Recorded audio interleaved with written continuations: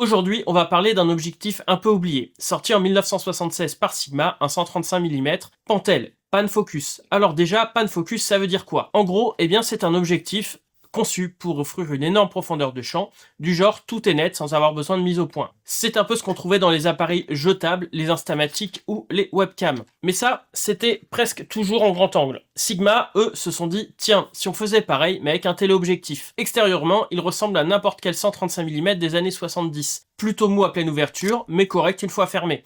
Pas une bête de course optique. À l'époque, personne n'imaginait qu'on allait lui coller un capteur de 60 mégapixels, ni même de 24 comme ici. C'est juste un téléobjectif honnête comme il y en avait tant dans les années 70 et début des années 80, utile pour de portraits ou des plans un peu serrés. Mais la vraie curiosité, c'est ce petit bouton marqué F64 Pan.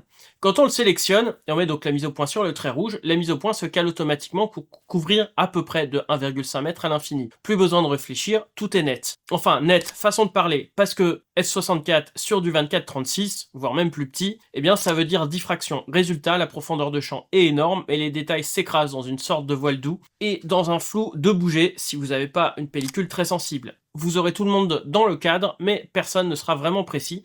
Et finalement, c'est pas super net non plus au niveau mise au point sur un 135 mm. Sigma a même tenté un 200 mm dans la même logique.